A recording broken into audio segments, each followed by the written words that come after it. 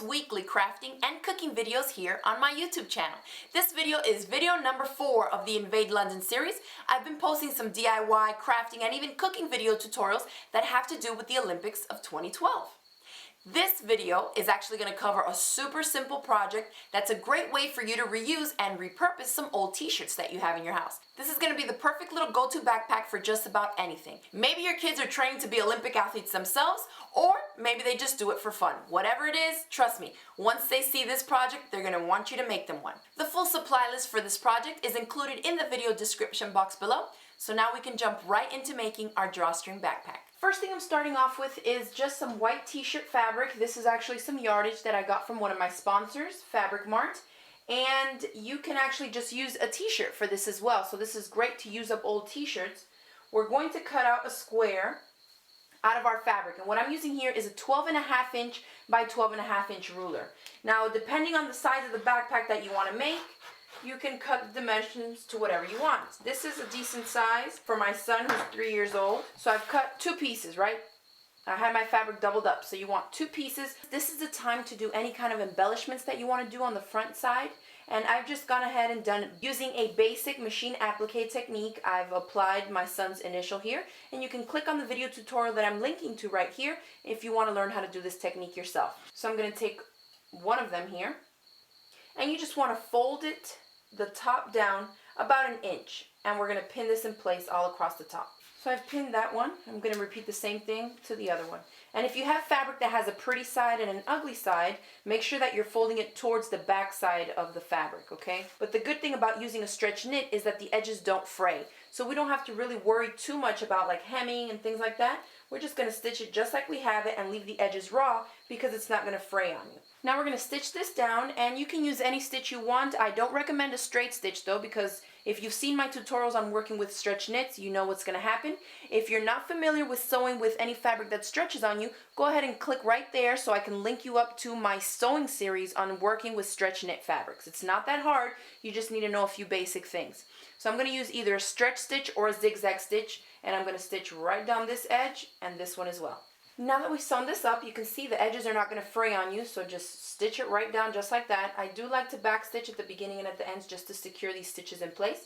Now let's set this aside and let's create our shoulder straps. Now when it comes to making the shoulder straps, you can use a variety of different things. You can use some scraps of another stretch knit, or you also have the option of using something like a drawstring.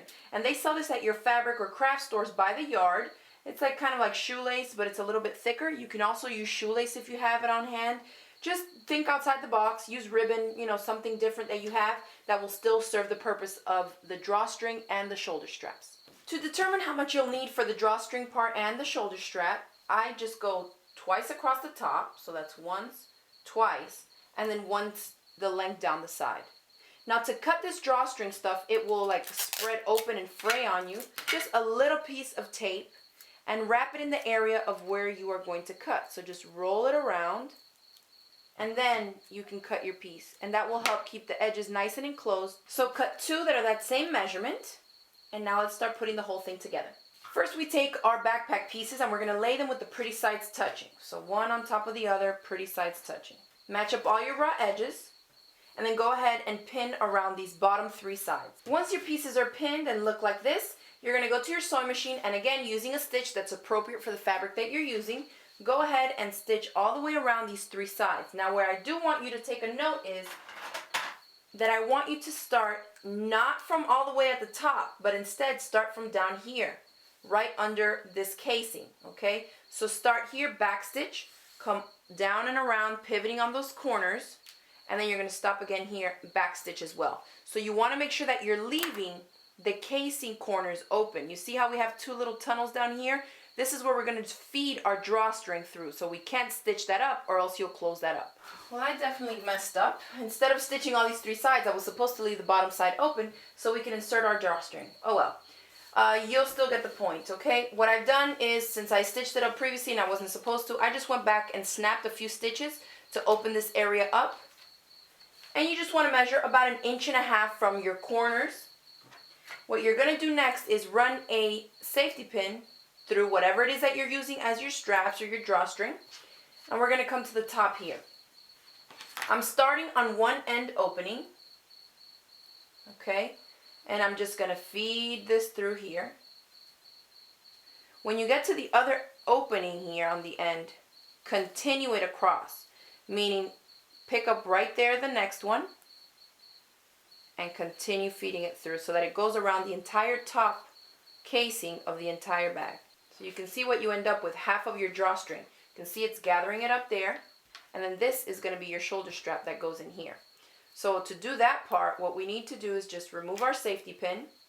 I'm going to grab my two ends, and you're actually going to feed it through the inside of the bag. So notice the pretty side, what's going to be on the outside of your backpack, should be in the inside. So I'm going to take these two and feed them inside the bag to come out on whatever the opening is. If you have this completely open, just measure so that you're putting it in between the two fabric layers, about 1.5 inches away from the corner. And then in that case, you would just go back, pin this in place and then stitch the entire bottom. Or if you did it like I did here, just slip it in through the opening. Leave a little bit on the outside here sticking out, just because I want to make sure that I'm catching everything in my seam here. And so just pin that. And we're going to do the same thing with the other one. So I started here, I came out on both ends. So now I'm going to start on this side so I can go around it and come out with both ends on this side. So basically you should have two pieces of your drawstring or your strap going through each side of the casing, but they're going in opposite directions. And I'll show you the importance of that once I'm done. They serve dual purpose here. There are shoulder straps and they're the closure for the bag. So now I'm off on the other end. I can tug on this a little bit more. Remove my safety pin.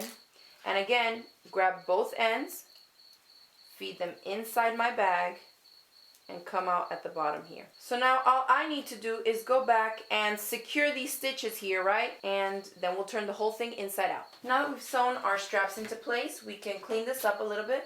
You can trim off the excess here. And now when we turn our little baggie inside out, there it is. That's the little baggie. You fill it up with toys. You can use this for shoes, for anything. And then when they pull it up, when you tug on the straps, it closes the whole thing up, and there are your shoulder straps. And that's it for this video in the Invade London series. Go ahead and check out some of my other team members who are part of Team We Should Hang Out Sometime. I'll include the end grid here so you can click on their different faces and go see what other Olympic and London related videos they're posting on their channels. Thanks for watching, and I'll see you guys next time.